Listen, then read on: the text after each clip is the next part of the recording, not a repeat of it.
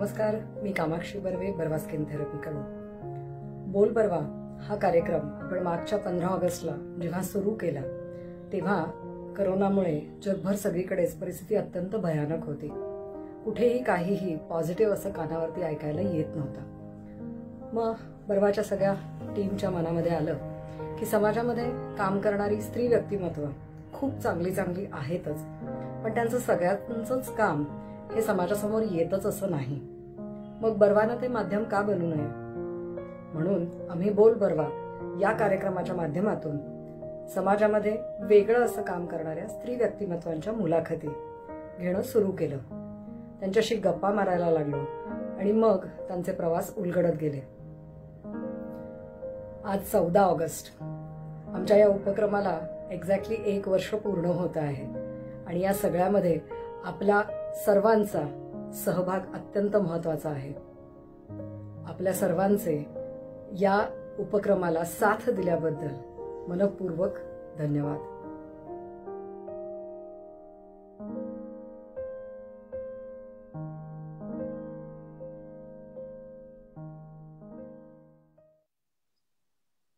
नमस्कार, मी कामाक्षी बर्वे, बर्वा स्किन थेरपीकडून.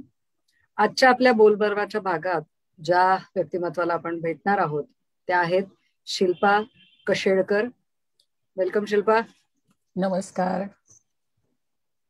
शिल्पाबद्दल माहिती जर सांगायची तर शिल्पाचं शिक्षण आहे BA with sociology, Vaze college Mulund इथून. SW तिने निर्मला निकेतन मुंबई इथून केलेलं आहे. Post graduate diploma in counselling psychology Xavier's institute मधून पूर्ण झालेला आहे. एक कोर्स आहे रॅशनल इमोटिव्ह बिहेवियर मधला, REBT असं त्याला म्हणलं जातं. तर त्याच्यातला म्हणजे REBT थेरपी आणि काउन्सिलिंग स्किल्स असा जो कोर्स आहे तो तिने ठाण्यामधून पूर्ण केलेला आहे. आणि महाराष्ट्राची लेक्चररशिप साठीची जी CET सेटची एक्झाम असते, सेट पूर्ण करून ती certified master resource person for Panchayat Raj आणि इन्स्टिट्यूशन मुंबई असा देखील एक फर्दर हे तिने केलेलं आहे. तर खूप वेगवेगळ्या विविध शिक्षणाच्या टोकांना पण तिने हात लावलेला आहे, प्लस वेगवेगळ्या ठिकाणी कामही केलेलं आहे. तर मला वाटतं आपण शिल्पाशीच बोलून बघूया की काय काय नक्की आपल्याला तिच्याकडून जाणून घेता येते. शिल्पा, बोल बर्वामध्ये तुझं स्वागत आहे. येस, धन्यवाद. मला सांगशील शिल्पा, सोशल वर्क हा जो काही म्हणजे समजलं जातं की सोशल वर्क हे बऱ्याच काही गोष्टी करत करत करण्याचं काम आहे. तर तुमच्या म्हणजे तुझ्या शिक्षणाचे एकंदरीत सगळे वेगवेगळे हे बघितल्यानंतर असं लक्षात येतं की सोशल वर्क हा फक्त फावल्या वेळात करण्याचा उद्योग नक्की नाही आहे. हा फुल टाइम म्हणून जेव्हा लोक करतात तेव्हा नक्की त्याच्यामध्ये काय काय करता येऊ शकतं हे आपल्याला तुझ्याशी गप्पा मारून जाणून घेता येईल. मला सांगशील, जेव्हा तू तुझ्या कामाला सुरुवात केलीस तेव्हा वंचितातला वंचित घटकासाठी आपल्याला काम करायचंय हे मनासमोर ठेवून जेव्हा तू पुढे पुढे काम करत गेलीस तर त्याची सुरुवात तुझी नक्की कशी होती? सर्वप्रथम धन्यवाद ह्या कार्यक्रमात मला संधी दिल्याबद्दल. आणि त्या निमित्ताने आपण अनेक काय म्हणता येईल सगळ्या विविध प्रेक्षकांपर्यंत पोहोचणार आहोत, मैत्रिणींपर्यंत पोहोचणार आहोत, सगळ्यांपर्यंत पोहोचूच या. तर पहिला जो प्रश्न आहे की वंचितातला वंचित घटक असं म्हटल्यानंतर हा वंचित घटक की ज्याच्यापर्यंत साधारण ज्या सर्व्हिसेस, फॅसिलिटीज, सोयी सुविधा पोचत नाहीत, ज्यांना आपण अगदी मूलभूत गरजा म्हणतो, तर आणि त्यांना माणूस म्हणून पण बऱ्याच वेळेला समाजाने स्वीकारलेलं नसतं, अशा गटांचा आपण त्याच्यात विचार करतो किंवा त्यांच्या बरोबर कसं काम करता येईल.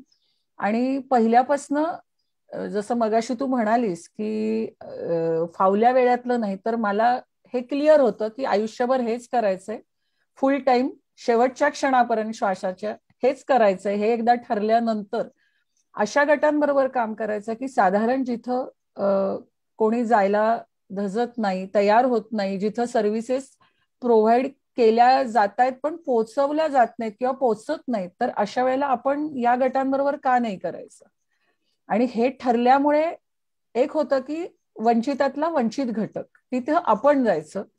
आणि मग तो निर्णय एकदा झाल्यानंतर मग अख्खं जग खुलं होतं असं म्हणायला मला काही हरकत नाही. कारण का मग असे अनेक घटक होते, अनेक गट होते, अनेक वल्नरेबल कम्युनिटीज होत्या की जिथं या कामाची गरज होती आणि तिथं प्रोफेशनल म्हणा तिथं काही इनपुट्स देण्याची गरज होती आणि मी तिथं जात गेले. तर हा निर्णय नक्की होता की वंचितातले वंचित घटक, मग त्या सेक्स वर्कर्स असू देत, HIV सह जगणाऱ्या व्यक्ती असू देत, ग्रामीण भागातील अगदी काय म्हणता येईल ज्यांना गावात सुद्धा असून गावातले समजलं जात नाहीत अशा अनेक पाडे वस्त्या असतात, तर असे सगळे जण असू देत, तर इथं काम करायचं हे नक्की होतं.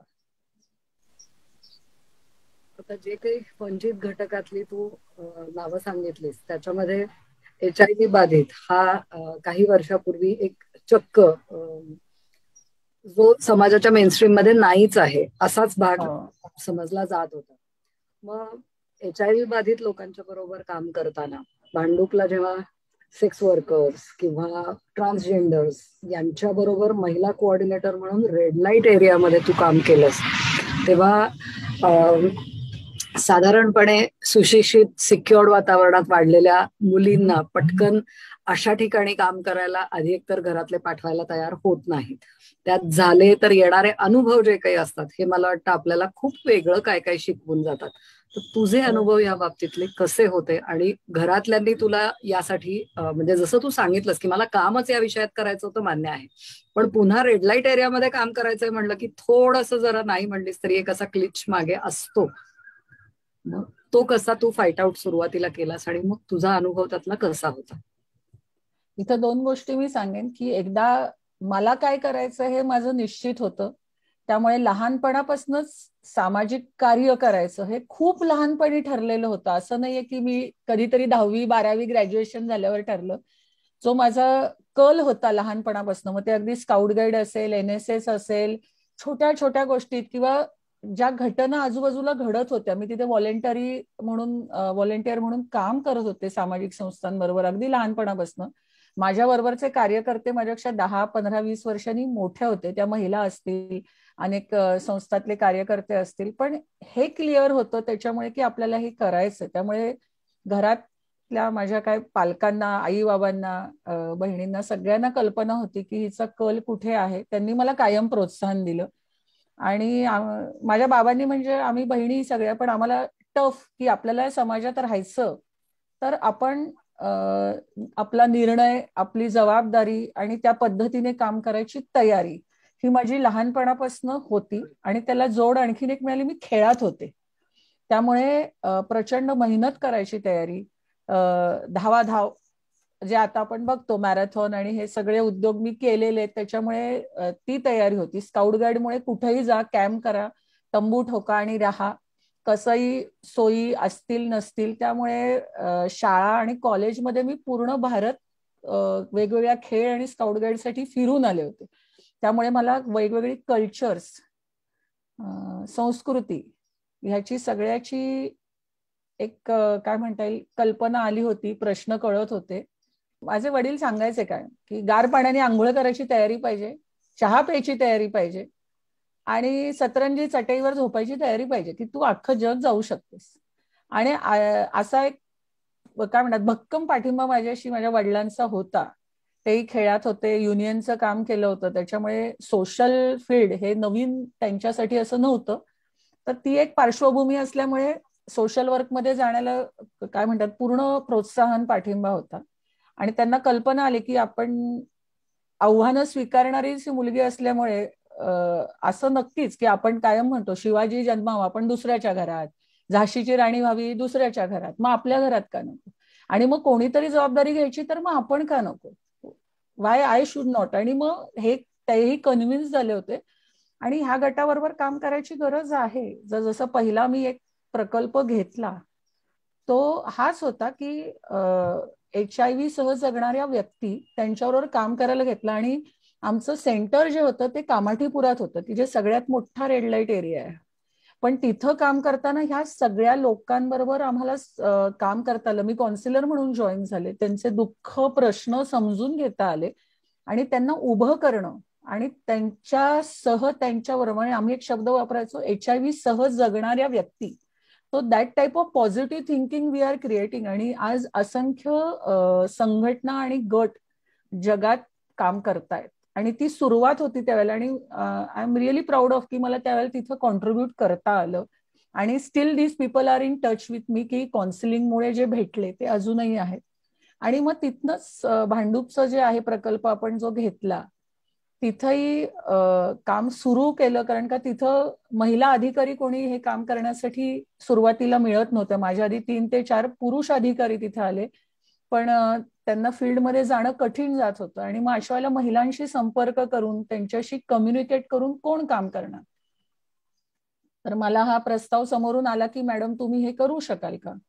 सो आय थॉट की नाही, हे आहे आपण नक्कीच इथं आपण चांगलं काम करू शकतो आणि या महिलांबरोबर पोचण्याची, संवाद साधण्याची गरज आहे, तर मी का नको. आणि देन आय थॉट की चला आपण जाऊया. आणि आय स्टार्टेड दिस प्रोजेक्ट. खूप कठीण होतं सुरुवातीला. टॉयलेट बाथरूम नव्हतं आमच्या ऑफिसला. आणि दुकानाचा गाळा कसा असतो ना, तर मी एकतर हायटेड आहे, त्याच्यामुळे ते गाळा उघडण्याची आणि बंद करण्याची जबाबदारी माझी. मी संस्थेची प्रमुख होते. आणि प्रकल्पाला सुरुवात झाली. आता टॉयलेट बाथरूम नाही आणि एक महिला अधिकारी म्हटल्यानंतर खूप प्रश्न होते. कारण का जेंट्ससाठी सगळं ओपन होतं तिथं, सराउंडिंग कुठेही जा, काहीही करा. आणि अशा ह्याच्यात मग एक पब्लिक टॉयलेट होतं LBS रोडचं. आणि भयंकर परिस्थिती होती. म्हणजे माझी असिस्टंट तर आजारी पडली, कुठे जाणार. मग तिथल्या एक फॅक्टरी एरियात गेलो. मग तिथं लोक बडबडायचे, हे आले बघा शिकून इकडे धंदा करायला. बऱ्याच गोष्टी चर्चा व्हायच्या. पण आमचं काम चालू ठेवलं आम्ही. आमची टीम चांगली होती, छान होती. पण एक माणुसकी किंवा एक स्त्री म्हणून तिथल्या स्त्रियांनी मला समजून घेतलं. ज्या सेक्स वर्क मध्ये होत्या महिला, त्या म्हणाल्या मॅडम दीदी आप किधर जा रहे, आप हमारे घर में आ सकते वॉशरूम के लिए. आणि मी त्यांच्या घरात गेले त्यांची दुःख समजण्यासाठी. म्हणजे काय म्हणताल की मला त्यावेळेला त्यांच्याशी बोलणं झालं, त्यांच्याशी एक शेअरिंग झालं. त्यात त्यांची दुःख मला सांगायला लागल्या, प्रश्न सांगायला लागल्या. अँड तिथं आमचं एक काम वेगळ्या पद्धतीने सुरू झालं. एक मैत्रिणीचं नातं, सहवेदनेचं नातं.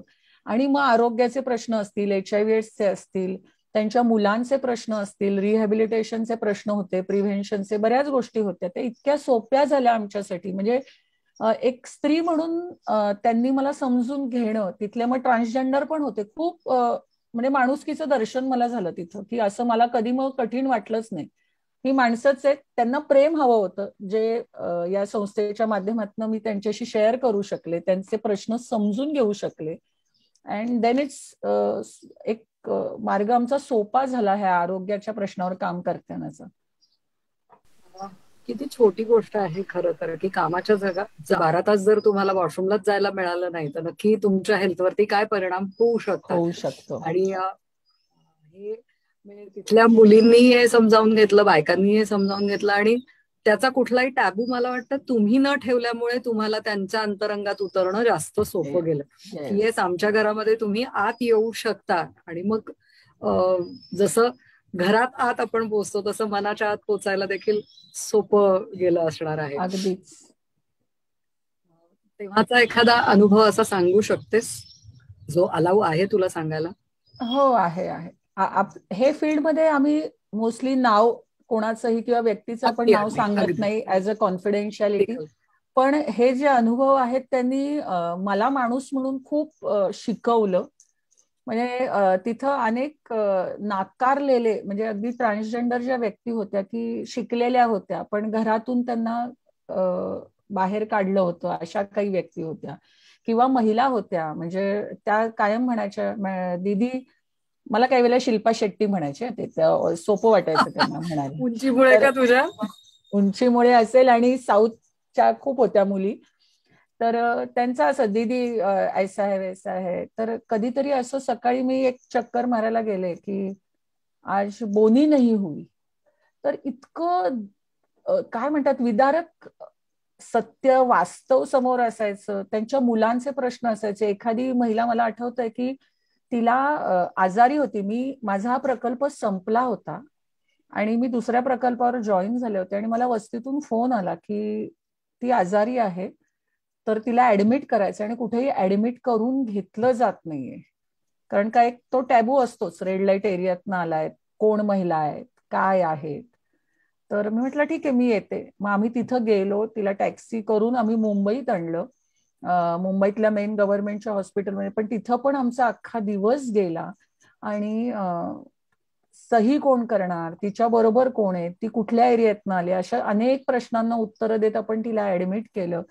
आणि ती कायम म्हणाली की दीदी मुझे ऍटलिस्ट म्हणजे मला मरताना तरी ही सर्व्हिस, एवढी सेवा मिळाली हेच माझ्यासाठी खूप आहे. कारण का एक माणूस म्हणून मला कधीच वाटलं नव्हतं की मला औषध पाणी उपचार काही मिळू शकतील, अशी तिने आयुष्यात कधीच कल्पना केली नव्हती. मुलं गावात होती, फॅमिली गावात होती आणि कायम म्हणजे इतकं ते लोक जोडलेले असायचे. म्हणजे छोट्या छोट्या गोष्टी होत्या पण त्यांच्यासाठी म्हणजे मृत्यू सुद्धा इतका कठीण असेल आणि त्या ह्याच्यात कसं पुढे जाणार असे त्यांचे प्रश्न होते. आणि तेव्हा ते म्हणत नाही आपने मेरे लिए ये किया. तर मलाच इतकं काही वेळेला की मी काहीच करू शकले नव्हते खरं तर. म्हणजे ह्या शेवटच्या क्षणी आपण काहीतरी करणं, पण ती तिथे येऊच नये म्हणून किंवा तिच्या आरोग्यासाठी काहीतरी मोठं काम करण्याची जी गरज होती, तर आपण खूप एक समाज म्हणून खूपच किती कमी पडतोय ह्याची जाणीव होत होती. पण तिच्यासाठी होतं की तुम्ही आमच्यासाठी येताय आणि मला ही उपचार किंवा माझा मृत्यू जरी इथं झाला तरी मी मृत्यूच्या क्षणी समाधानी असेल की मी तुमच्या सगळ्यांबरोबर आहे. आणि इट्स सो डिफिकल्ट. अशा अनेक म्हणजे महिला यायच्या, शेअरिंग करायच्या आणि अजूनही माझ्या सगळ्या जण डोळे म्हणजे हे मी जे सांगते तेव्हा सुद्धा चेहरे प्रत्येकीचे लक्षात आहेत की त्यांचे प्रश्न, दुःख, त्रास, आनंदही त्यांनी शेअर केलाय. दर पौर्णिमेला मला त्या काय त्या ह्याच्या पूर्णाच्या करंज्या असतात, तो एक तिथला प्रसाद म्हणून त्या द्यायच्या. काही ना काहीतरी गजरे आणून द्यायच्या की नाही मॅडम तुम्ही पण घाला. किंवा मी वस्तीत फिरतेय आणि काही लोक मागे फिरतायत तर ह्या धरून त्यांना ठोकायच्या, अरे आमच्या मॅडम आहे, आपको समजतं नाहीये की. म्हटलं अरे त्यांना काय समजणार आहे दारू प्यायल्यावर. पण ह्या महिला माझी काळजी घ्यायच्या की मॅडम नाही इधर से आओ, इधर जाना है. त्या 3 साळी होत्या. म्हणजे एक नेपाळी गल्ली होती अख्खी नेपाळच्या मुलींची आणि त्यांना भाषा इथली आपल्या येतही नव्हती आणि भयंकर वाईट परिस्थिती होती. आणि बाकी 2 गल्ल्या मोठ्या होत्या ज्या भारतातल्या महिला मुली होत्या. आणि त्यांच्यापर्यंत हे पोचणं, त्यांना समजावून सांगणं मोठं काम होतं. पण हे मैत्रीच्या नात्यातनं होत गेलं.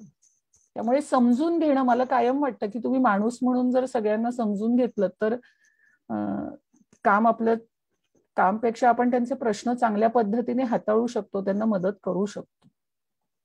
त्या गोष्टीने ऐकल्यानंतर अक्षरशः काटा आला अंगावरती.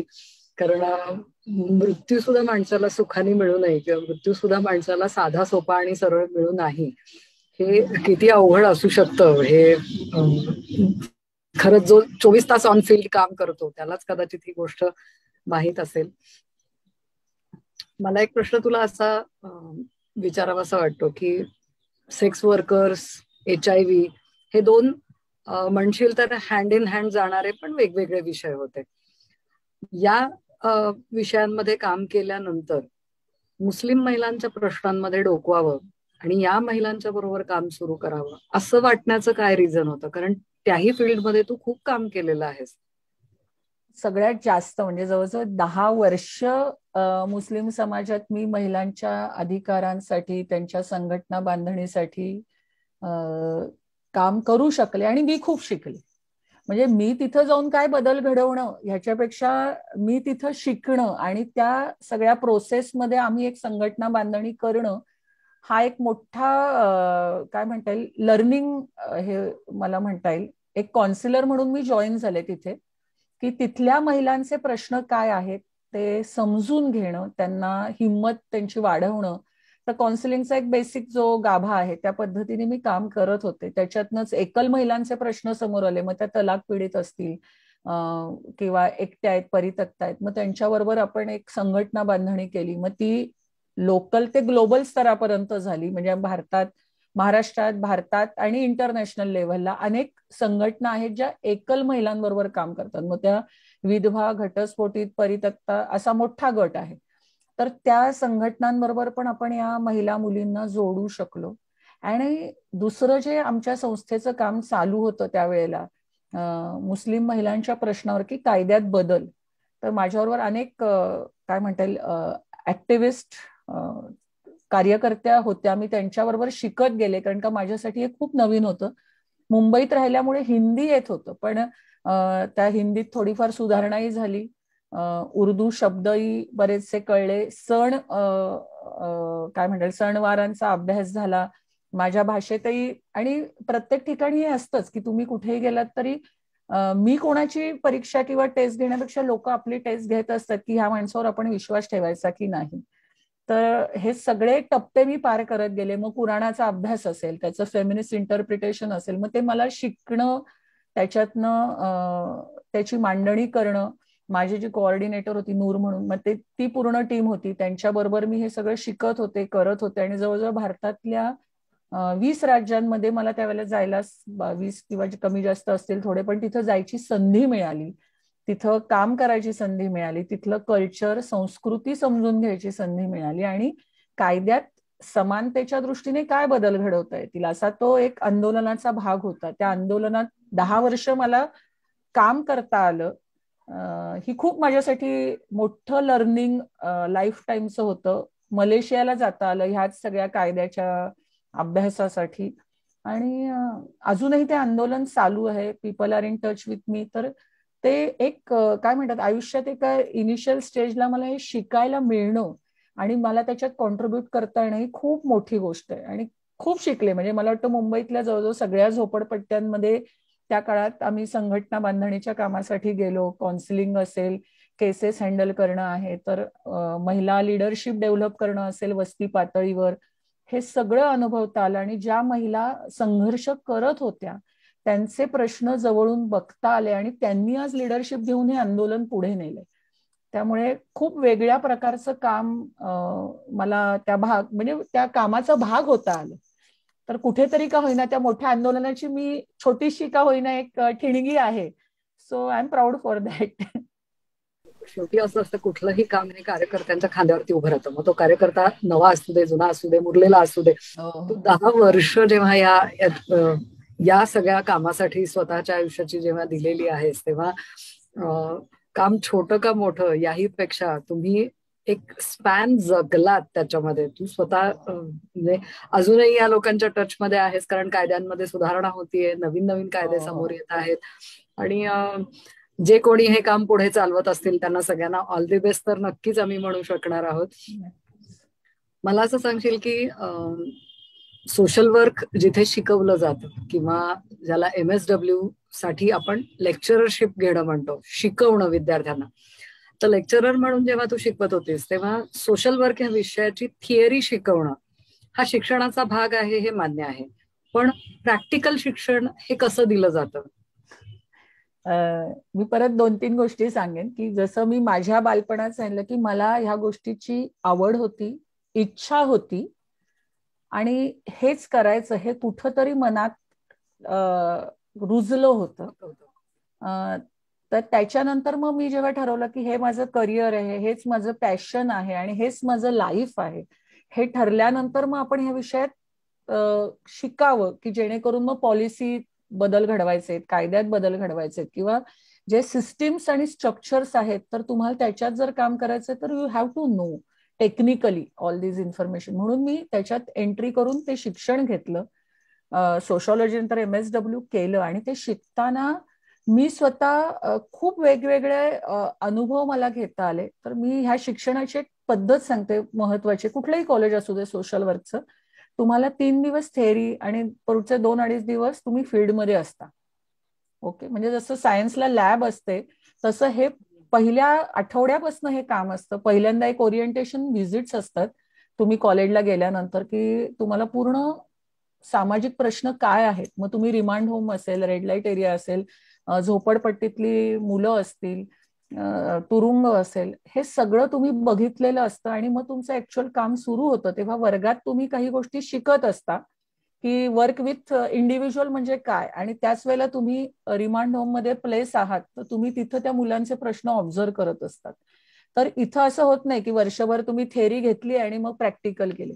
सो सायमल्टेनियसली तुम्हाला ते प्रश्न समोरे जावंच लागतं आणि त्याच्यातनंच बऱ्याच वेळेला थेअरीच्या बरोबर प्रॅक्टिस मधनं ती विद्यार्थी शिकत असतात.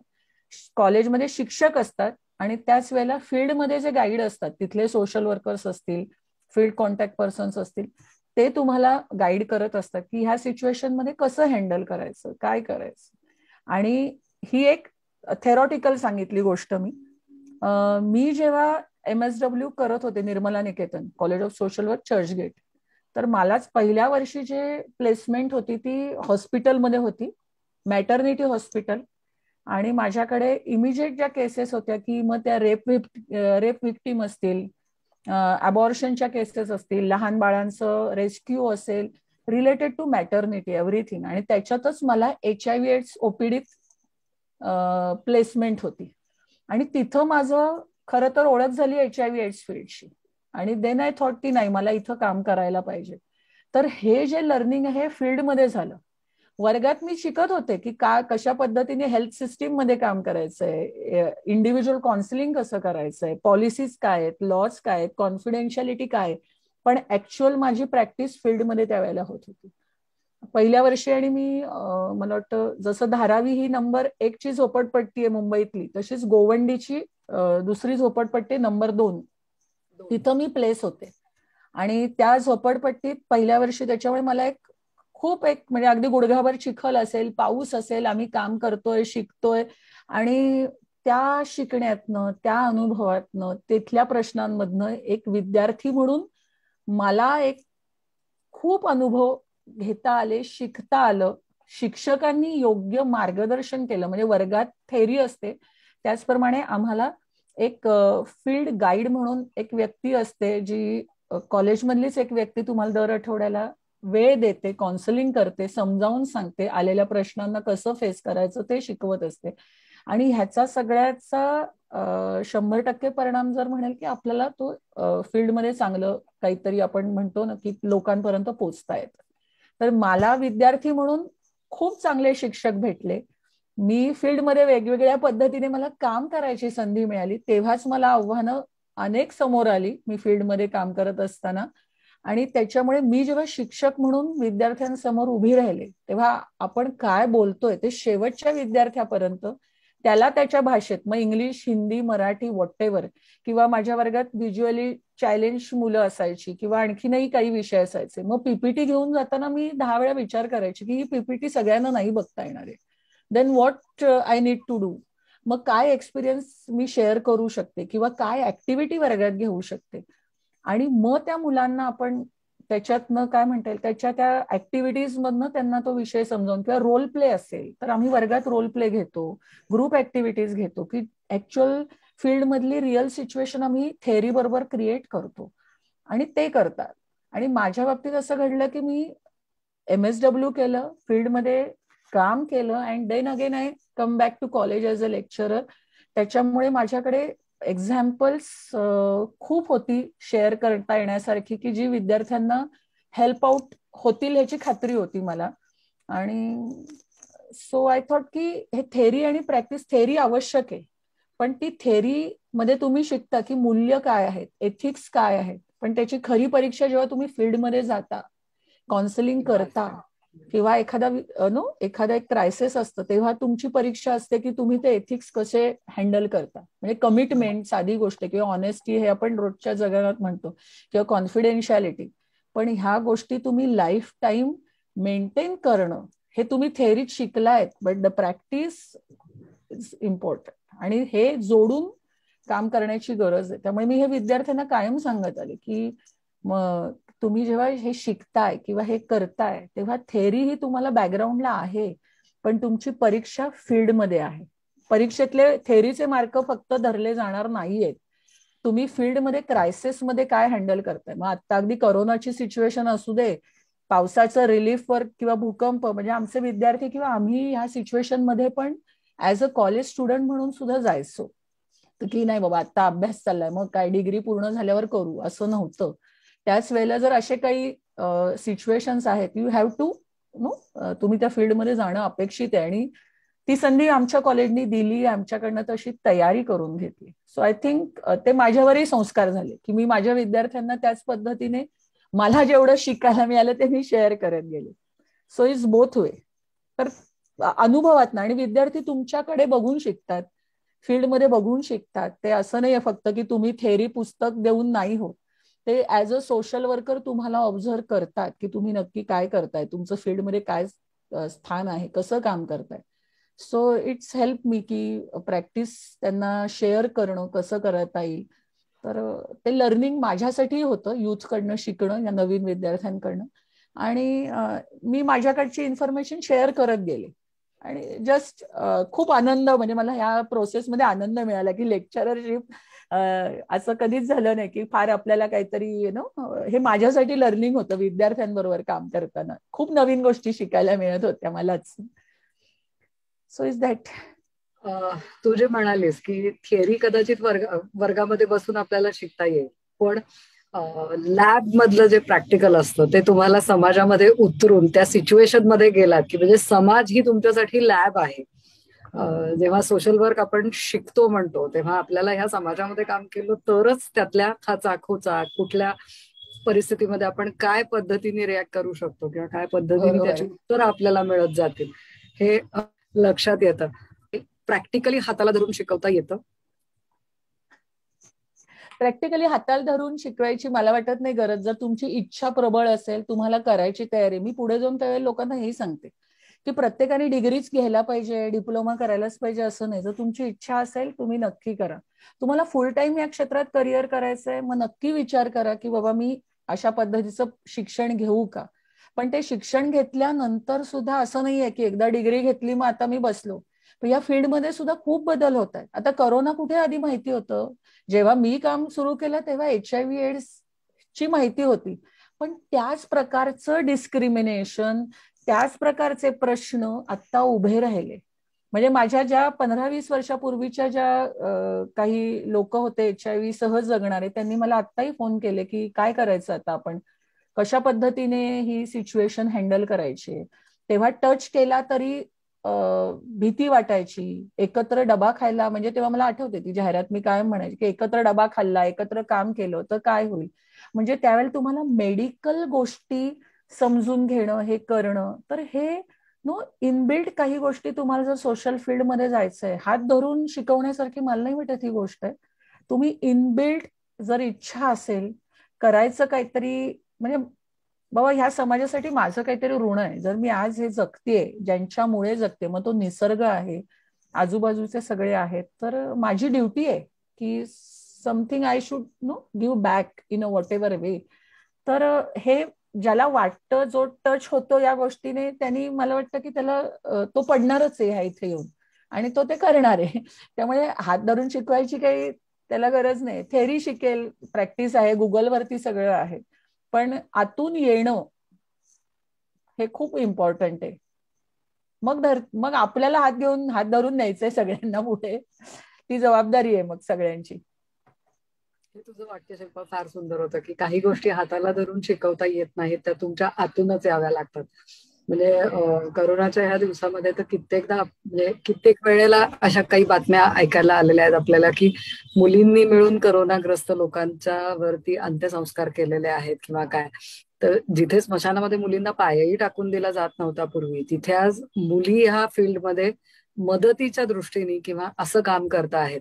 तर हे शेवटी तुम्हाला आतूनच येणं गरजेचं आहे. जे तू म्हणालीस ते खरंच खूप छान आहे. म्हणजे मी तुला हा प्रश्न विचारण्याचं रिझन एक आहे की आजकाल खूप अव्हेन्यूज वेगवेगळे समोर तर येत आहेत, पण मिडल एजचे जे पालक आहेत की ज्यांना हे अव्हेन्यूज पाहायला मिळालेले नव्हते, ते थोडेसे कन्फ्युज असतात की तर MSW करणार आहेत म्हणजे आपली मुलं नक्की करणार काय आहेत, मग नक्की शिकणार काय आहेत.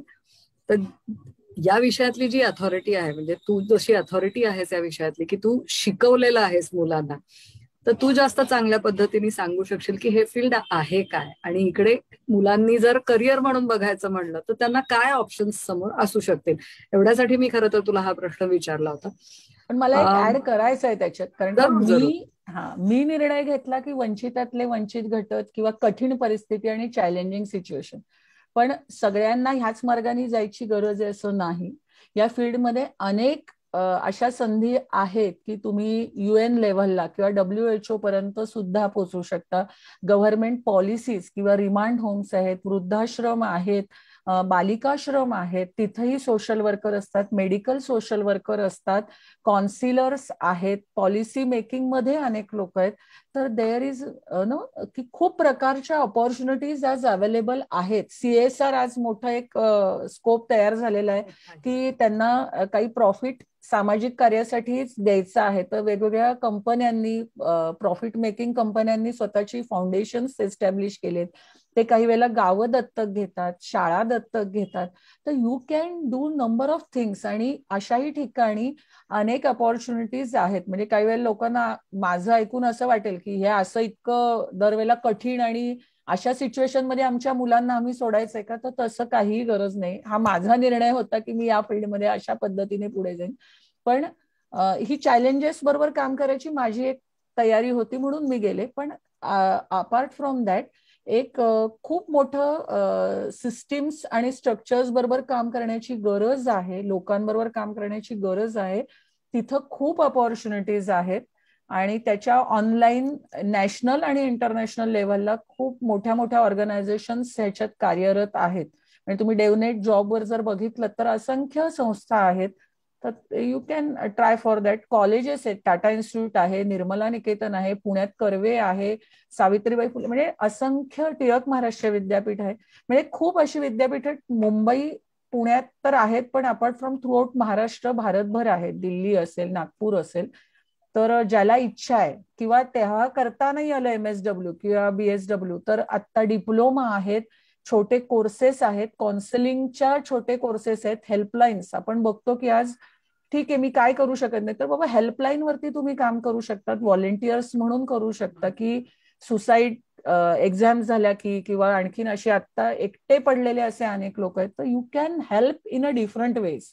आणि खूप स्कोप आहे या फील्डमध्ये आणि गरज पण आहे. दिवसेंदिवस प्रश्न वाढतायत. So we need the people who can know work differently at the different levels. मग ते प्रोफेशनल्स असतील, व्हॉलेंटियर्स असतील, whatever. We need people in that way. Perfect. खूप छान सांगितलंस की फील्ड मोठाच्या मोठा आहे. तुम्हाला त्यातनं काय निवडायचं आहे हे तुम्ही नक्की निवडू शकणार आहात. सिरियस विषयाकडनं मी एक थोडासा गंमतशीर प्रश्न जरा तुला विचारायच्या तयारीत आहे. सगळे वेगवेगळे विषय हाताळत असताना गाय मधूनच तुझ्या वाटेत कुठून आली बाई, आणि हे गायवाली बाई काय प्रकरण आहे हे सांगू शकशील का? हो हो हो. हा पण माझा खूप इमोशनल आणि टचिंगच विषय आहे. कारण का ज्या फील्डमध्ये जायचं तिथं 100% द्यायचे स्वतःचे, हे नक्की असल्यामुळे कुठेही गेलं की तिथं तुम्ही इमोशनली अटॅच होतात. काही वेळेला सोशल वर्कचं तत्व आहे की थोडं ऑब्जेक्टिव्हली राहायला पाहिजे. पण हा प्रवास परत लर्निंग मी म्हणेन की मी इतक्या वर्ष मुंबईतच होते आणि मग जेव्हा पुणे जिल्ह्यात मी आले, 3 वर्ष झाली, आणि ग्रामीण क्षेत्रात मला तेव्हा मुंबईत असल्यामुळे फारसं काम करायला संधी नव्हती मिळाली.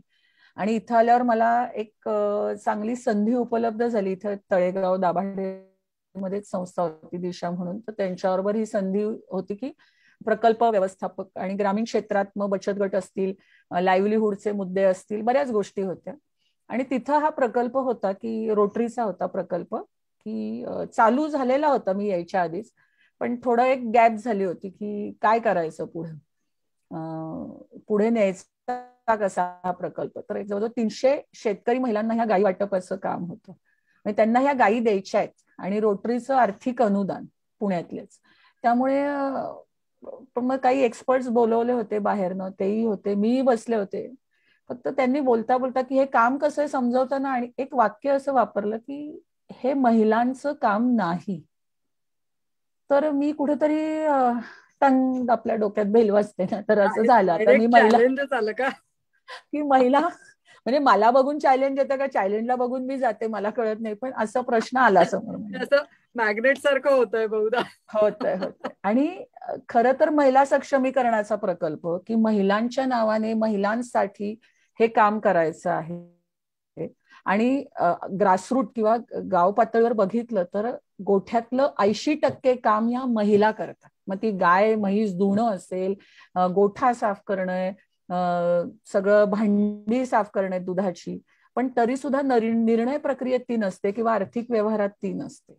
आणि हे त्यांना सक्षम करण्यासाठी हा एवढा मोठा प्रकल्प आहे. आणि मी तो प्रकल्प घेऊ का नको, म्हणजे मी तिथं पोहोचली आहे, पण मला काही एक्सपर्ट जर असं सांगतात, म्हणजे त्याच वेळेला नाही, पुढेही अनेकांनी सांगितलं हे महिलांचं काम नाही. म्हटलं महिलांचं काम नाही, असं कसं होऊ शकतं? आणि मला संधी तर द्या ना, शिकू तर द्या. तर मग तिथल्या काही सिनियर्सनी मला पाठिंबा दिला की नाही बाबा तू हे कर, चालेल, म्हणजे म्हटलं मला संधी द्या, मी करून बघते. आणि मी हेही सांगेन की हे माझ्या एकटीचं क्रेडिट नाहीये. मी लीडर म्हणून जरी होते तरी माझी टीम माझ्या बरोबर होती आणि आम्ही हा 30 महिन्याचा प्रकल्प 22 महिन्यात पूर्ण केला. तर पण ह्याही प्रकल्पात मला हेच प्रश्न आले की गावागावात जाणं, म्हणजे मला पुणे सिटी माहिती होतं पण गाव माहिती नव्हती. तर मी मावळ मुळशी, मला वाटतं एक 80-90 गावं आम्ही गावोगाव फिरलो, गोठ्यात गोठ्यात गेलो, प्रत्येक गोठा बघितला. मला आजही प्रत्येक गोठ्यातला खड्डा किंवा जळमट सगळं आठवतंय. कारण का ही गाय हे एक माध्यम होतं त्या कुटुंबाशी जोडलं जाण्याचं. त्यामुळे आम्ही प्रत्येक कुटुंबात गेलो. नाहीतर इथं बसून फॉर्म काढता आले असते कोणाला गाय द्यायची, पण हे this is not the way again, की ग्रासरूटला काम करायचंय. त्या घरातले प्रश्न काय आहेत, त्या घराची आर्थिक सामाजिक परिस्थिती काय आहे, त्यांचं गावात त्यांना ह्या संधी का उपलब्ध नाहीत, असा अनेक पद्धतीने इन्क्लुझिव्ह डेव्हलपमेंट म्हणूया त्याला किंवा जेंडर पर्स्पेक्टिव्ह म्हणूया, आम्ही या सगळ्या पद्धतीने विचार केला. मग तिथल्या एकल महिला, तिथल्या अपंग व्यक्ती किंवा एखाद्याच्या घरात अपंग मूल आहे किंवा त्यांचे प्रश्न, युवक आहेत की या शहरातनं गावात येऊन हा काम करायची तयारी दाखवतात किंवा ज्या घरातल्या महिला पुढाकार घेत आहेत, तर हा सगळा विचार करून आम्ही हे काम करत होतो. दिवस रात्र 24 तास हा आढावा घेतला आम्ही, आधी सर्व्हे केला, ग्रामसभा घेतल्या आणि ह्या सगळ्यातनं आम्ही लोकांशी जोडले गेलो. आणि फायनली हे सगळं झाल्यानंतर एक मोठा प्रश्न होता की आता खरेदीला निघायचं. तर आपले बाजार ठरलेले आहेत संगमनेर आणि धुळे, जायचं कसं? कारण का रात्री किंवा संध्याकाळी किंवा एकदम पहाटे निघायचं, म्हणजे पहाटे निघायचं तर 2, 3, 4 वाजता, रात्री निघायचं धुळ्याला जायचं तर सोमवारी रात्री निघायचं, रात्री 10, 11, 12, 1. गाडी कुठली? तर 407, पिकअप, 1109, ज्या काही म्हणून सामान वाहतुकीच्या गाड्या आहेत अशी कुठली असेल ती गाडी. बरोबर कोण? तर 10, 12, 15, 20, 25 पुरुष शेतकरी. आणि व्हेरी गुड, म्हणजे मी आज 2 ते 3 वर्ष या लोकांबरोबर काम केलं. मला कायम सुरक्षित वाटलेले, असं कधीच प्रश्न, मला अनेकांनी हाही प्रश्न विचारला, तू ह्या एवढ्या पुरुषांबरोबर रात्री प्रवास करतेस? तर मी कायम सांगते की हे काम आम्ही गावागावात जाऊन एवढं जोडलं होतं लोकांना की we are like a family. आम्ही फॅमिली म्हणून हे काम करत होतो आणि खूप छान प्रवास झाला. म्हणजे मला आत्ता आपली आषाढी एकादशी झाली ना, आत्ता एका ग्रुपने, आम्ही जेव्हा 2 वर्षापूर्वी, त्यांनी की नाही मॅडम आपण असं करूया, आळंदीवरनं जाऊया खरेदीला. म्हटलं आळंदीवरनं? म्हणे हो, देवळात जाऊन दर्शन घेऊन मग काय खरेदी. म्हटलं ठीक आहे. म्हणजे आम्ही नाहीतर कधी असे या इकडे जाण्याची वेळच यायची नाही, आम्ही गावात कामात सोशल ह्याच्यातच. ते म्हणाले, आम्ही त्यांच्याबरोबर गेलो टेम्पोनी.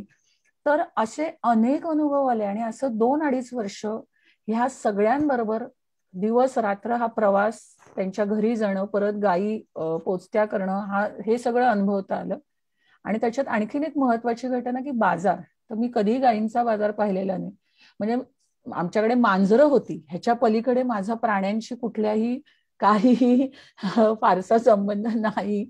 आणि ती सुद्धा मी लहान असताना मांजरं होती चाळीत वगैरे, आता तर काही नाहीच. आणि एकदम गायी म्हशी आणि त्या बाजारात जायचं. आणि पण जेव्हा आपण एक आव्हान स्वीकारतो तेव्हा ते पूर्णपणे स्वीकारायचं, एवढं मला माहिती होतं. कमिटमेंट घेतली आहे, you have to do it. गेलो, शिकले, मग त्या बाजारात फिरणं, तिथं लोकांनी सांगितलं त्याप्रमाणे अगदी खरं होतं की 99% पुरुष त्या बाजारात होते, जे व्यापारी असतील, शेतकरी असतील, वेंडर्स असतील, दुकानदार असतील. मला शोधून महिला कुठे तरी 2-4 सापडायच्या की एखाद्या वडापावची गाडी आहे हे तर तिथं, आणि काही खरेदीला कोणी एखाद दुसरी आली असेल एखाद्या कुटुंबाबरोबर तर नाहीतर त्या बाजारात महिला नसायच्या. पण ते सगळं वातावरण मी बघत गेले, शिकत गेले आणि मोठा भाग असाही या कामात मला अनुभवला की गायींचे हे सांभाळ करणारे व्यापारी, मध्यस्थी हे सगळी मुस्लिम कम्युनिटी आहे. तर मला हे सारखे लोक म्हणत होते की आव्हान आहे, बाई करू शकत नाही. माझ्यासाठी फार काही वेगळं नव्हतं, कारण का मी मुस्लिम कम्युनिटीत 10 वर्ष काम केलं होतं. त्यामुळे तिथं गेल्यानंतर मला अजिबात कधीच म्हणजे इनसिक्युअर वाटण्याचा काही प्रश्न नव्हताच. आणि जेव्हा तुम्ही आत्मविश्वासाने पुढे जाता, एक काम करायची तुमची ताकद किती आहे, मी जसं मागेही म्हटलं की लोक तुम्हालाही ऑब्झर्व करत असतात की तुम्ही किती उतरून काम करायची तयारी दाखवताय. तर जेव्हा आम्ही रात्री 2 वाजताही पौडमध्ये असतो, एखाद्या गावात असतो, लोकांना भेटत असतो, तेव्हा लोकही आम्हाला खूप प्रेमाने घरातल्या व्यक्तीसारखंच एक रिस्पेक्टफुलीच आमच्याशी नातं निर्माण झालेलं होतं. त्याच्यामुळे आम्ही बाजारात गेलो तरी आमचे शेतकरी आमच्या बरोबर तर असायचेच, पण त्यांनाही माहिती होतं की मॅडमचं काय काम आहे आणि त्या कशासाठी आपल्या बरोबर आहेत. आणि हा बाजारातला सगळा जो ग्रुप होता ह्यांच्याबरोबर म्हणजे मी सांगते ना, आता आम्ही कधी गेलो तरी मॅडम बहुत दिन के बाद आए, किधर थे आप लोग, कसं काम चाललंय, कधी परत येणार आहेत. तर इतकं आपुलकीचं नातं त्या बाजारातही निर्माण झालं. आणि खूप आम्हाला शिकायला, म्हणजे खरं मी सांगितलं ना, जसं मांजरानंतर मी कुठल्या प्राण्याला इतक्या जवळनं बघितलं नव्हतं.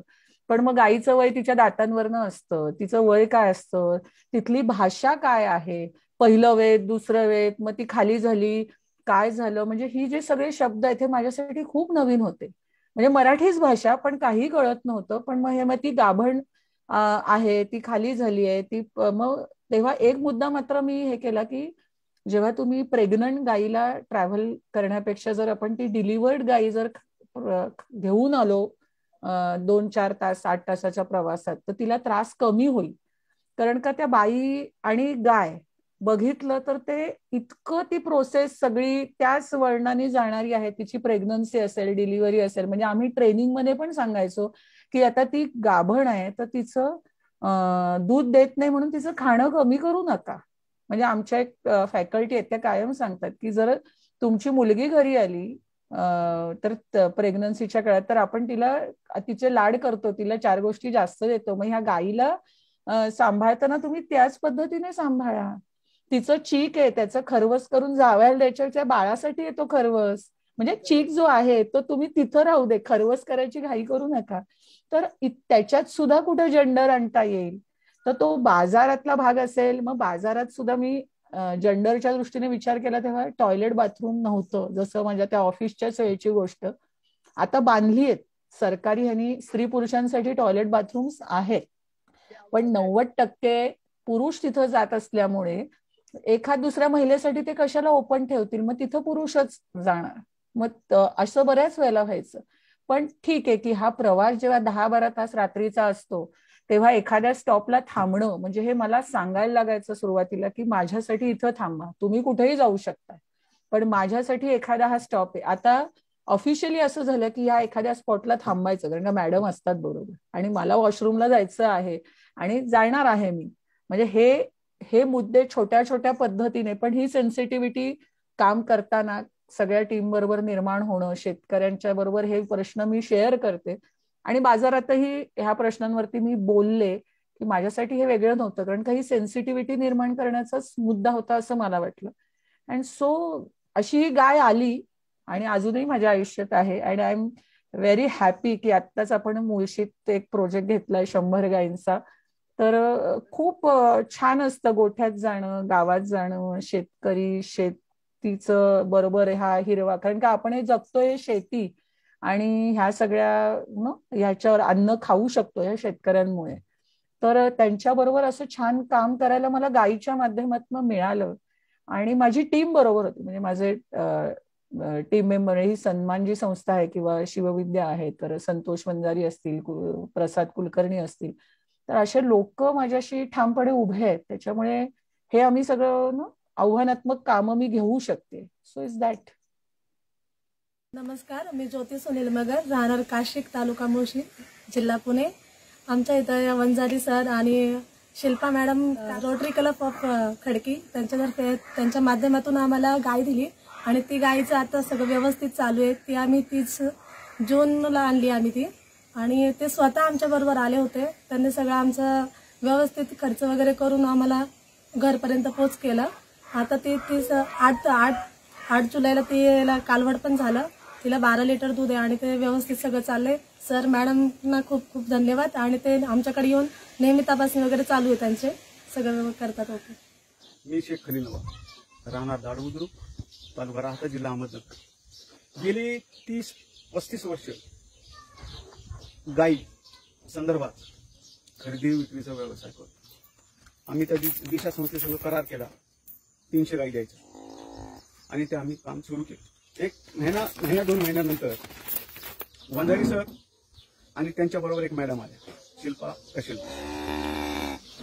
ह्या मॅडम आमच्या संघ म्हणजे जवळजवळ 300 गाई पूर्ण करेपर्यंत, पण एक लेडीज ज्यांचं लहानपण किंवा काय असेल ते शहरामध्ये गेलेले, ते आमच्या परिसरामध्ये रात्री 10 नंतर 12 1 वाजता रात्री ते 4 वाजेपर्यंत वंजारी सर आणि शिल्पा कशेलकर मॅडम ह्या दोघांनी वादळ, पाऊस, वारा न पाहता खरेदी करण्यासाठी धुळे वगैरे जायचा आमच्या बरोबर आले. नमस्कार, मी संतोष सुरेश वंजारी. 25 वर्ष सामाजिक क्षेत्रात कार्यरत आहे. महिला सक्षमीकरण, महिला बचत गट आणि ग्रामीण विकास या मुद्द्यांवरती इतकी वर्ष काम करत असताना 5,000 महिलांचा संपर्क या काळात आला. त्याचबरोबर वेगवेगळ्या संस्थांबरोबर काम करताना वेगवेगळ्या क्षेत्रात कार्यरत असणारे आणि अभ्यास असणारे, नेतृत्व असणारी लोक मला मिळाली. मग शिक्षण असेल, आरोग्य असेल, ग्रामीण विकास असेल, हे करत असताना शिल्पा मॅडमची 2008 मध्ये भेट झाली, ओळख झाली, आणि एक लीडर म्हणून माझ्याबरोबर काम सुरू झालं. ते एका आंतरराष्ट्रीय प्रकल्पाच्या माध्यमातून आम्ही एकत्र काम सुरू केलं. आणि ही महिला आणि त्यांचं आलेला प्रोजेक्ट याच्यावर कसं काम होईल. परंतु शिल्पा मॅडम बरोबर काम सुरू केल्यानंतर त्यांची कामाची पद्धत, त्यांचं नेतृत्व, त्यांचं सातत्य कामातलं, छोट्या मोठ्या गोष्टी समजून घेण्याची मानसिकता आणि 24 तास तत्पर, हे जे गुण आहेत यापूर्वी कुठल्याही लीडरमध्ये मला बघायला मिळाले नव्हते, किंवा कुठल्याही अशा प्रकारच्या लीडर बरोबर काम करण्याची पण संधी मिळाली नव्हती. त्यामुळे खरं सामाजिक क्षेत्रामध्ये नेतृत्व कसं असावं आणि टीममध्ये कसं काम केलं जातं, कुठलंही काम करताना त्यामध्ये असणारी खास काळजी बघून स्वतः अनुभव घेतल्यानंतर काम कसं केलं जातं याचा एक जिवंत अनुभव मला मिळत गेला. शिल्पा मॅडम, मी आणि आमचे काही सहकारी यांनी मिळून सन्मान नावाची संस्था स्थापन केली.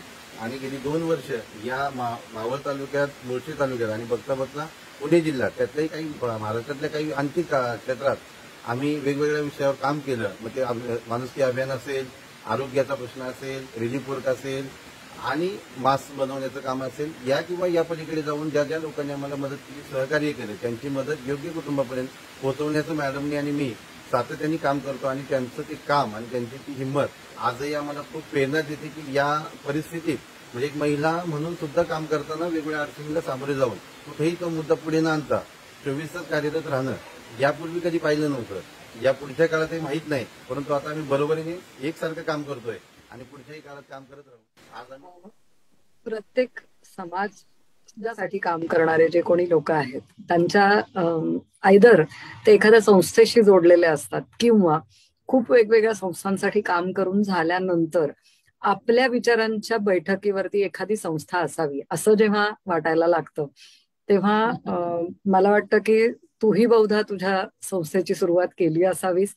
आणि ग्रामीण महिला, गाय आणि तुझी संस्था हा संबंध नक्की मग कशा पद्धतीने तुला उलगडून सांगता येईल? नक्कीच.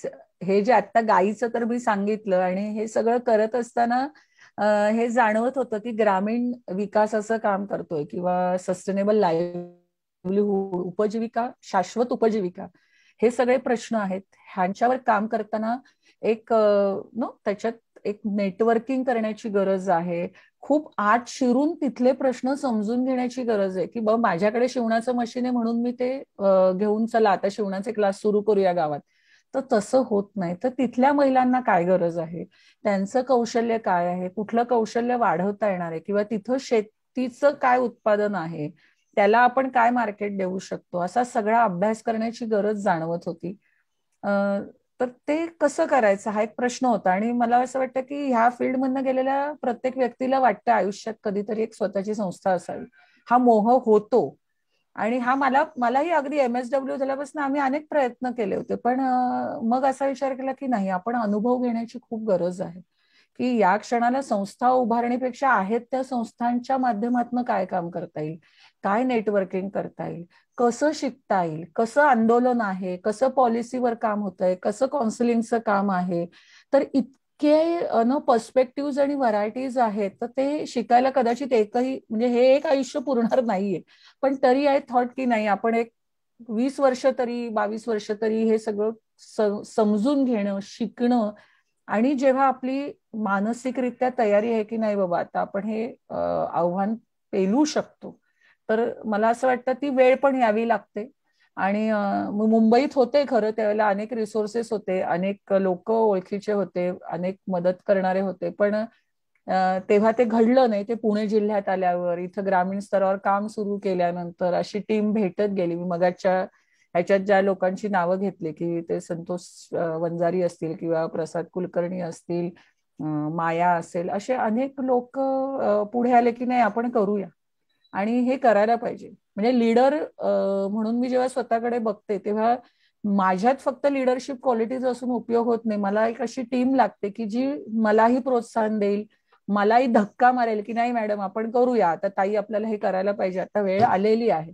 आणि ही वेळ मला वाटतं ती यावेळेला आली की हे गायींचं काम करताना मला जाणवलं की खूप मोठं काम आहे. आपल्याला चांगल्या पद्धतीने म्हणजे अगदी गावातल्या एक गोठ्याची तपासणी असेल किंवा ग्रामसभा असेल तिथपासनं त्या प्रोजेक्टचं डॉक्युमेंटेशन करून इंटरनॅशनल लेव्हलला पाठवणं, असे अनेक टप्पे आहेत किंवा फंड रेझिंग आहे. तर हे आम्ही सलग 72 तास काम करण्याचा तेव्हा रेकॉर्ड केला होता. 24-24 तास आम्ही काम करत होतो. आम्ही आमचं स्वतःचा कधीच विचार करत नव्हतो. मग हे सगळं होतंय तर जाणवलं की नाही हे आता आपण स्वतः काम उभं करण्याची गरज आहे आणि करू शकतो. आणि फायनली वी थॉट, आणि मग ह्या सन्मान या एका काय म्हणतात एक छोटं बाळच म्हणेन मी की ज्याची जबाबदारी आता मी घेतलेली आहे. आणि त्या अगदी 1 वर्षाचं आहे बाळ, त्याला वाढवणं म्हणजे मी त्या भूमिकेत आहे की त्याला मोठं करणं ही जबाबदारी आहे ऍज अ लीडर प्रमुख संस्थेची. पण याच वेळेला शिवविद्या प्रतिष्ठान म्हणजे मी डोंबिवलीला राहायची, तर ही संस्था पुढे आली. अगदी दुसरं बाळ जे मोठं होतं दत्तक घेतलं म्हणा, काय हरकत नाही. आणि अशी 2 बाळ आणि ह्यांची जबाबदारी घेतली. आणि हे मी काय म्हणते की आम्हाला कुठलाही नॅशनल इंटरनॅशनल प्रोजेक्ट घ्यायचा म्हणजे टेक्निकल मुद्दा असा असतो की 3 वर्ष ऑडिटेड रिपोर्ट आवश्यक आहे. आणि सन्मान संस्था ही अतिशय पहिल्याच वर्षे पदार्पण केलेलं आहे, नवीन आहे. मी मुंबईतनं आले होते, थोडीफार लोक मला ओळखायला लागले होते, माहिती होते. पण गायवाली आणि ते मी त्याच कामात ग्रामीण ह्याच्यात, त्यामुळे शहरात माझा संपर्क कमी राहिला होता. तर ती एक नव्याने ओळख आणि सपोर्ट गरज होता. आणि ह्या संस्थेने आपल्याला सपोर्ट मदतीचा हात दिला की नाही आपण एकत्रित काम करू. आणि मग आता आम्ही या दोन्ही संस्था एकत्रित काम करतोय. आणि मग ते सुरुवातच अशी झाली की कोविडच्या काळात, म्हणजे आर्थिक स्रोत आमच्याकडे काही नाहीत, कुठलेही रिसोर्सेस नाहीत. अनेक लोकांनी मला विचारलं मग तुम्ही काय काम करणार, तुमच्याकडे आहे काय, आर्थिक स्रोत नाही, रिसोर्सेस नाहीत, संसाधनं नाही, तुम्ही काम काय करणार. म्हटलं माझ्याकडे टीम आहे, माझ्याकडे माणसं आहेत की जी कमिटमेंट मी काम करू इच्छितात, आमची इच्छाशक्ती आहे आणि आम्ही 24 तास काम करायच्या तयारीने उतरलोय. मदत येईल का, आमचं काम चांगलं असेल तर लोक आम्हाला नक्की मदत करतील. आणि खरोखर असं झालं की असंख्य लोकांनी वेगवेगळ्या पद्धतीने, ज्यांना आर्थिक, ज्यांनी शिधा वाटपासाठी, कोणी जे शक्य झालं, कोणी व्हॉलेंटियर्स म्हणून. सो मी हे 1 वर्ष बघते तर खरंच आव्हानात्मक होतं, आमच्याकडे काहीही नव्हतं. पण लोक पुढे आले, त्यांनी मदतीचा हात दिला, मैत्रीचा हात दिला. आणि आम्ही संस्था आज सक्षमपणे उभी आहे. आपण 100 गायींचं काम सुरू केलंय, रिलीफचं वर्क केलंय, जवळजवळ 10,000 मास्क मागच्या पहिल्या लाटेच्या वेळेला आपल्या महिलांनी ते तयार केले, त्याचं वाटप केलं, महिलांना त्याचं इन्कम मिळालं. आज आपण गोधडीचं काम सुरू केलंय, बेड कव्हर्स करतोय. रिलीफ वर्कमध्ये शिधा वाटप सातत्याने आपलं चालू असतं, औषधं असतात, कपडे वाटप, म्हणजे लिटरली आम्ही जुने कपडे मुंबईपासून गोळा केले सुरुवातीला जेव्हा आमच्याकडे काही नव्हतं. पण आम्हाला हे खात्री होते की ज्या व्यक्तीकडे कपडे नाहीत, भांडी नाहीत, अन्न नाही, त्याच्यापर्यंत आपण ज्याच्याकडे आहे त्याच्याकडनं घेऊन पोचवू तर शकतो, एवढे तर आपण करू शकतो. So we started with very small things. आणि आज एक नक्कीच म्हणेन की माझ्या टीमच्या सहकार्याने आम्ही आज उभे आहोत आणि अजून खूप काही काम करायचं आहे. इच्छा आहे, करूया. खूप काही करण्यासाठी परमेश्वर तुम्हाला खरंच मोठं बळही देवो. आर्थिकही ज्यांना शक्य असेल ते सन्मान आणि या संस्थेचे डिटेल्स सगळे जे आहेत, शिवविजय या संस्थेचे डिटेल्स सगळे जे आहेत हे आपल्याला फ्लॅश होतीलच मुलाखतीच्या शेवटी. ज्यांना कोणाला डायरेक्टली मदत करायची असेल त्यांच्यासाठी हे सगळे कॉन्टॅक्ट नंबर्स आणि हे सगळे अवेलेबल आहेत, आपण जरूर मदत करू शकता. नमस्कार, मी माया वंजारी सामाजिक क्षेत्रामध्ये कार्यरत आहे. मागील 3 वर्षापासून शिल्पा कशेळकर मॅडम यांची ओळख सध्या खूप नियोजनबद्ध व सर्वसमावेशक काम करतात. आम्ही एकत्र येऊन सन्मान संस्थेची स्थापना केली व त्यामध्ये समाजातील वंचित घटकांच्या गरजा समजून घेऊन आम्ही कार्यरत आहोत. शिल्पा मॅडम व संतोष वंजारी सर या दोघांचा 25 वर्षाचा अनुभव व 24 तास समाजातील गरजवंतांची काळजी या प्रक्रियेत सतत काम करत असल्यामुळे त्यांच्याकडे खूप काही शिकायला मिळते. धन्यवाद. मी राजश्री किरण गायकवाड, राहणार कामशेत. मी व माया वंजारी आम्ही दोघी गेल्या 10 वर्षापासून लक्ष्मी महिला बचत गट चालवत आहोत. आमच्या इथे समाज विकास केंद्र सुरू झाले, त्यामध्ये शिल्पा मॅडम व संतोष वंजारी सर यांनी आम्हाला रोजगार उपलब्ध करून दिले. त्यामध्ये मास्क, गोधडी, पाय पुसणी या गोष्टी आम्हाला शिकवल्या. माझं नाव पौर्णिमा चंद्रकांत कोंडकर. सन्मान या संस्थेने मला खूप सारी संधी दिलेली आहे. यात मी गोधडीचं काम करते, मास्कचं काम करते, पायपुसणीचं काम करते. 4000 रुपयाचे तरी मास्क केलेले आहेत. किंवा मला कधी कोणती मदत लागली तर ती पण होती. नमस्कार, माझं नाव पृथ्वी संतोष वंजारी आहे. मी इयत्ता 7वी मध्ये शिकत आहे. सन्मान मैत्री गटांचे हे सर्व मेंबर्स आहेत. येथे पुस्तक पेटी असल्यामुळे सर्व मुलं इथे येऊन पुस्तक वाचतात. काही मुले घरी नेऊन वाचून रिटर्न आणून देतात. नमस्ते, माझे नाव मनीषा कृष्ण कांबळे. मी इयत्ता 5वी शिकत आहे. मी इथं पुस्तक वाचण्यासाठी येते. धन्यवाद. मला शिल्पा तुला असं एक विचारावंसं वाटेल की कार्यकर्ता म्हणून किंवा सोशल वर्कर म्हणून काम करता करता 15-20 वर्ष उलटून गेल्यानंतर स्वतःमध्ये सुद्धा काही बदल करायची गरज वाटायला लागते, काही नवीन शिकायची. असं जर वाटलं की हा ठीक आहे, मला थोडंसं आता स्वतःला पॉलिश करण्याची गरज आहे, तर अशा वेळेला काय करावं लागतं नवीन शिकण्यासाठी म्हणून?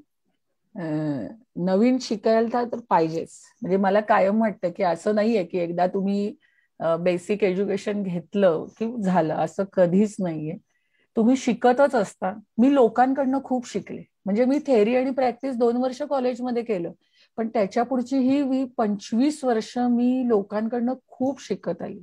मला लोकांनीच शिकवलं की संघर्षात कसं उभं राहायचं, कोणी सपोर्टला नसताना कसं उभं राहायचं, दुःखातही आपण कसं लढायचं, आंदोलन कसं करायचं, हे खरं तर मी लोकांकडनं शिकले. म्हणजे मी त्यांना काहीतरी देण्यापेक्षा त्यांनी मला खूप दिलंय. तर ते एक शिकणं माझ्यासाठी खूप मोठं आहे. आणि त्याच्यासाठी काही एक नातं फक्त आमचं होतं एक माणुसकीचं, त्याच्यात आम्ही करत गेलो. आणि दुसरं जे शिकणं आहे तर मला शिकायला खूप आवडतं, कारण का मी समजते की आपण विद्यार्थी आहोत कायम. असं नाहीये की मी शिक्षक, सेट नेट झालं मग PhD झालं म्हणजे मी आता शिक्षक, ओके, नो, नथिंग. आपण विद्यार्थी आहोत आणि विद्यार्थी राहण्यात पण खूप मजा आहे. कारण का शिक्षक राहिला की काही वेळेला खूप रिस्पॉन्सिबिलिटीज असतात, पण विद्यार्थी म्हणून पण काही मजा कराव्यात, तर तेही मला आवडतं. तर मी बरेचसे हे जे प्रोफेशनल कोर्सेस आहेत हे माझ्या MSW नंतर केले. मग ते REBTचा असेल, नंतर काउन्सिलिंग सायकोलॉजी असेल, किंवा आणखीन असे छोटे मोठे रिसर्चचा असेल, तर हे सगळे केले. आणि दुसरी जी गोष्ट घडली की मी CIF म्हणजे काउन्सिल फॉर इंटरनॅशनल फेलोशिप म्हणून एक भाग होता जो सोशल वर्कर्सला एक्सचेंज प्रोग्राम मध्ये जाता येतं. तर त्या ह्याच्यात मला त्या फेलोशिपच्या अंडर नॉर्वे असेल, ऑस्ट्रेलिया असेल, इथं जाता आलं. त्या संधीचा मी फायदा घेतला, माझी निवड झाली, मी गेले आणि खूप खूप शिकायला मिळालं. तिथंही मला त्या फॅमिलीज ज्या मिळाल्या त्यांच्यावर मी आजही जोडली गेलेली आहे की त्यांच्या फॅमिलीत राहणं, तिथलं कल्चर शिकणं, तिथलं इंडिपेंडेंटली तिथं फिरणं, एकट्याने प्रवास करणं. तुम्हाला काही माहिती नाहीये, घराची चावी दिलेली असते आणि तुम्ही सगळं त्या सिटीत ओस्लोमध्ये असेल, मला मॅप दिलेला होता. एक दिवस मला त्या फॅमिलीने दाखवलं की इथे तुला कॉलेजला जायचंय सोशल वर्क इन्स्टिट्यूटमध्ये, मग डेली ज्या ज्या इन्स्टिट्यूटला व्हिजिट द्यायच्या आहेत मॅप घ्या, मग कधी बोटीने जायचंय कधी बसनी जायचंय, कारण का तो एकच पास त्या सर्कलला चालणार आहे सगळ्याला.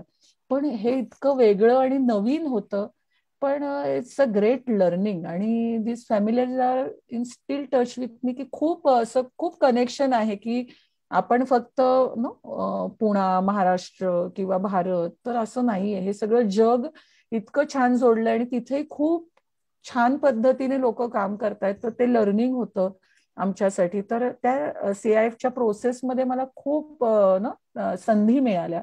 मला या 25 वर्षात अनेक, म्हणजे मगाशी जो आपण पालकांचाही मुद्दा काढला की या फील्डमध्ये जायचं का नाही जायचं, तर हे असंच सगळं ही करते का बाई, काय नक्की करते. तर मला अनेक संधी मिळाल्या कॉन्फरन्सला जायच्या, पेपर प्रेझेंटेशनला जायला, मला UN ला जाता आलं. ते प्रश्न होते एकल विधवा महिलांचे प्रश्न मांडण्यासाठी होतं, पण मला UN ला जायची संधी मिळाली.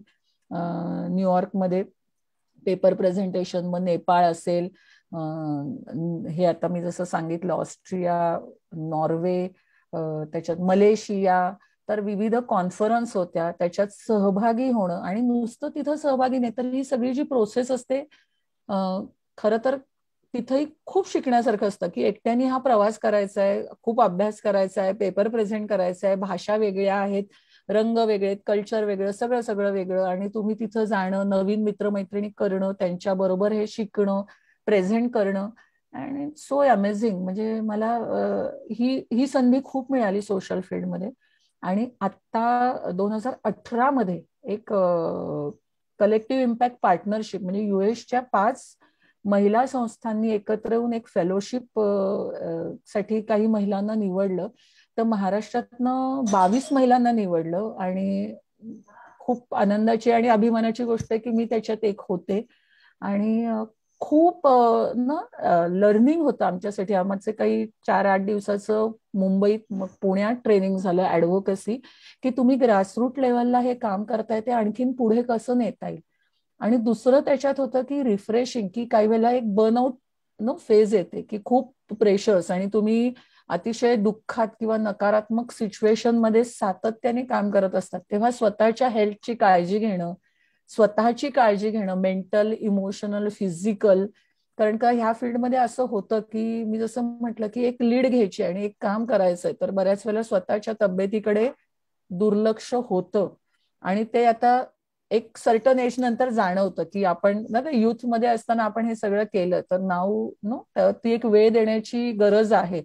तर ह्या लर्निंग मध्ये, आमच्या फेलोशिप मध्ये आम्ही खूप ह्या विचार काम केलं. मग मेडिटेशन असेल, स्वतःची काळजी घेणे, लिखाण आहे, डायरी आहे, कविता वगैरे मी करत असते, लिहिते, त्याच्यामुळे कुठेतरी एक्सप्रेस होणं. आणि हे खूप छान, म्हणजे ह्या संधी मला मिळत गेल्या. आणि मी म्हणेन की हे पण लर्निंग आहे, शिकणं आहे. सो इट्स अमेझिंग की, आणि ह्या मिळतात संधी जर तुम्ही या फील्डमध्ये अशा पद्धतीने जर काम करताय तर. आणि मला खूप आता ह्या 22, म्हणजे मी 22 पैकी एक होते, पण ज्या 21 महिला आहेत त्या एवढं सुंदर आणि चॅलेंजिंग काम करतायत की मी त्यांच्याकडनंही शिकले. आणि शेअरिंग मला करता आलं. आम्हाला मेंटर मिळाले की जे आम्हाला या वयात मला मेंटर मिळणं आणि ज्यांनी मला गाईड करणं, शिल्पा नाही इथं काहीतरी गडबड आहे, चल तू असं नाही, तुला डिसिजन घ्यायला पाहिजे का नाही. म्हणजे तिथं माझं खरं संस्थान सुरू करायचं हे मी तिथं बोलले होते, पण तरी माझा निर्णय घेणं मला थोडं कठीण जात होतं. पण तो धक्का मारण्याची प्रोसेस तिथं घडत होती. तर खूप मेजर काही गोष्टी आपल्या तिथं घडतात या लर्निंग मध्ये. So is that. खूप छान सांगितलंस तू की देशोदेशीच्या आधी भारतातल्या सगळ्या वेगवेगळ्या ठिकाणातल्या संस्था आणि तिथल्या काम करणाऱ्या बायकांशी जोडलं जाणं हा तर एक एक्सपिरियन्स आहेच, पण देशोदेशीच्या वेगवेगळ्या कानाकोपऱ्यातून जगाचं तुम्हाला लोक भेटणं, त्यांच्याशी बोलणं, इंटरॅक्ट करायला मिळणं, हा जो एक भाग आहे हा तुम्हाला माणूस म्हणून समृद्ध कसा करून सोडतो हे तुझ्याकडे बघितल्यानंतर तर खरंच एक सोशल वर्कला एक वेगळा अँगल नक्की पाहायला मिळू शकतो.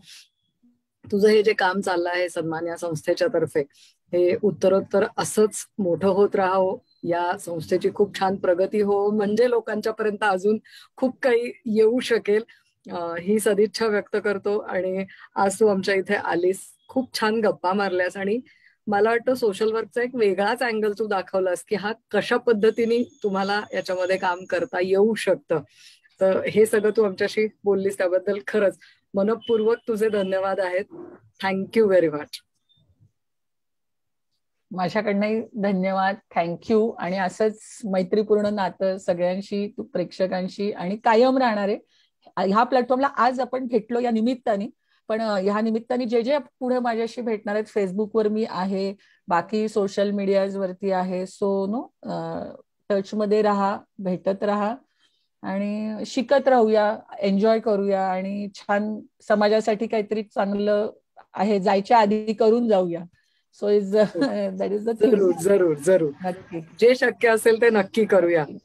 बर्वाचे सगळे लोक हे ऐकता आहेतच, ज्यांना डायरेक्टली शिल्पाशी जोडलं जायचं आहे. तिचे नंबर्स, तिच्या संस्थेचे नंबर्स, फेसबुकचं पेज, याचे सगळे डिटेल्स खाली येतील. जरूर डायरेक्टली आर्थिक, फिजिकल जी तुम्हाला मदत करणं शक्य असेल ती तुम्ही जरूर करू शकता. थँक्यू शिल्पा. थँक्यू.